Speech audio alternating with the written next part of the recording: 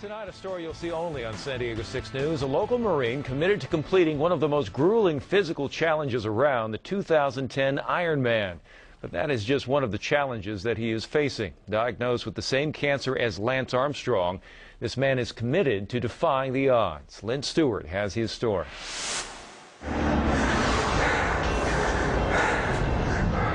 The challenges are tough. Mentally, emotionally, physically. Stretching out and gearing up. Clayton Treska's goal is to complete the physically grueling Ironman in 2010. What they will do to get there is monumental by anyone's standards. But first, he has to beat cancer. I'm happy with the challenge. Diagnosed with stage 4 cancer in July, he's already gone through surgery and 2 rounds of chemotherapy. My diagnosis with cancer and being told that I wasn't going to make it. Oops. Hello, everybody. 1 second over here for me. Clayton Treska. It is Saturday, the 5th of December at 4:30 a.m. I'm going to start recording the event that happened with my cancer treatment from here on out. So many different things are happening at the same time. It's the real challenge is recording them in a manner that of which they happen, so it kind of so everything gets caught up on time. So I've decided to start video recording the events that occur, and hopefully the information that's derived or collected can help somebody out one of these days that's going through this same type of treatment. There's so much to catch up on at this point. It's going to be kind of difficult, but through time, we're gonna, I'll answer as many questions as I possibly can. Right now, what's happening is that I just finished my tandem, my tandem stem cell transplant. Nothing on here is getting blown up, and or science fictionized, and we're going to keep it all very honest, very real. These are the challenges of going through cancer treatment, and hopefully in the end everything will be okay. In the end everything will be okay. In the end everything will be okay. In the end everything will be okay. In the end everything will be okay. In the end everything will be okay.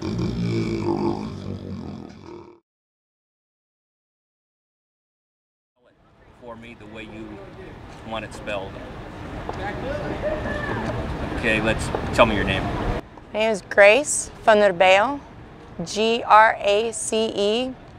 My last name is V as in Victor, A-N space D-E-R space B as in boy, Y-L.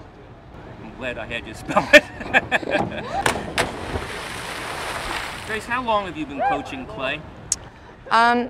I've been coaching Clay for at least 6 or 7 months now.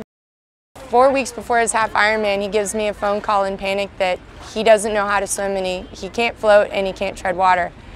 People say that and you think that they're just kind of joking, like maybe they don't tread water well. So on our first meeting, he says, "Let me show you what I can do." He jumps in and treads water and he sinks. So obviously 5 seconds later, I'm in the water with him. "Okay, how long do we have before your swim?" He goes, 4 weeks.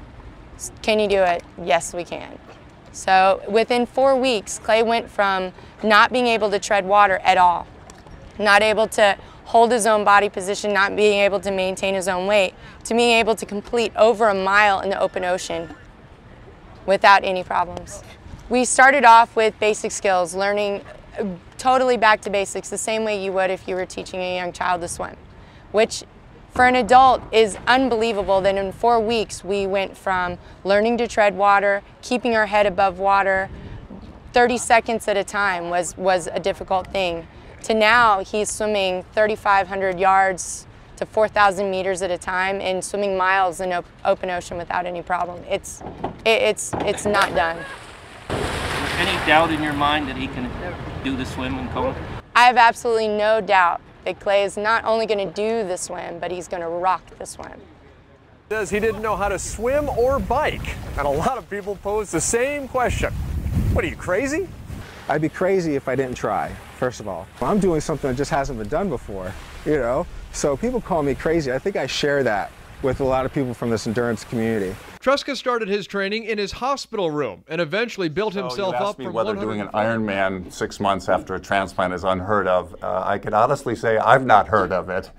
So it's very, very unusual. And he vowed that he was going to do that from the first days that we discussed a transplant. He began incubating this idea that he was going to develop a physical quest as a goal. So it's extremely unusual. I mean, anyone doing an Ironman, it's pretty unusual. But Clay was very determined that this is going to be the way, I think, that he could do something positive to come out of this cancer and to do his part to beat it down. And so, yes, a very unusual circumstance and one that we're all amazed and dazzled by, I have to say. So he really exercised quite vigorously for a good portion of the transplant until during each transplant he really ultimately got quite sick, at which point that activity decreased quite a bit. But really for a good week or so at the beginning of each transplant, he was exercising more vigorously than I think I would ever exercise at this stage of my life. Stem cells to rescue the bone marrow is a very intensive form of therapy. And while it is very intensive and in fact wipes out the bone marrow. So if you did not have stem cells in the freezer, your bone marrow would either never recover or recover many months later. And with many months of no bone marrow function, infection becomes really the major risk.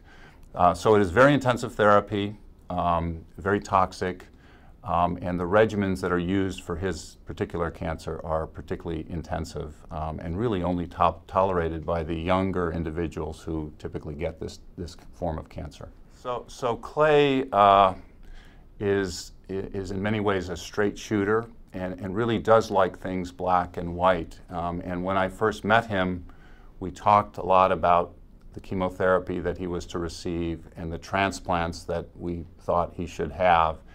And he ultimately asked the question that many patients will ask, which is, what happens if this doesn't work? What are my options? You know, what's the likelihood of outcome if it doesn't work? And I explained to him that if this doesn't work, there are other things that we can try, but his disease was probably going to prove fatal. And he thanked me because I think he wanted to know, and I think most patients want to know what the scoop is, and that, unfortunately, is the reality. Well, one person did say, did give me his blessing, and that was my father, and under the one condition that it does not affect my school. And of course he knows, and a lot of people do know that that to do an Ironman World Championships is once in a lifetime opportunity. And a lot of people also know that to get a scholarship to one of the #1 schools in the country is a number one opportunity, once in a lifetime opportunity. And but to do them both at the same time, that's darn near impossible. And once again, you know, I knew at that timeline, if I was able to get approved, that I could train myself hard enough that that it wouldn't be impossible. But it'd be really close. Because I knew one way or the other, I wanted to do the Ironman, the full distance Ironman, within less than 1 year from my last stem cell infusion at clinical trials. And that would be November 25th. My last stem cell infusion was November 25th, 2009. Most people, when they go through this treatment, they're lucky to be moving around and living a normal life within less than 12 months. Me, I wanted to not only be living a normal life, but also train myself to do this, you know, this impossible, seemingly impossible goal. And people are like always saying that this is crazy. Well, it's the Ironman. I'm going to be amongst, you know, amongst people of the same caliber then. I felt that the ultimate challenge for a cancer patient or somebody that was clinically dead at one point is to try. And it's really, to me, success and failure is not weighed through whether or not you stand on the podium. It's whether or not you give up you know, or try to persevere. And if I give 100%, and there's no question in my heart whether I give 100%, I know that I'll have that feeling of accomplishment and the feeling of success. And I was going to go for it.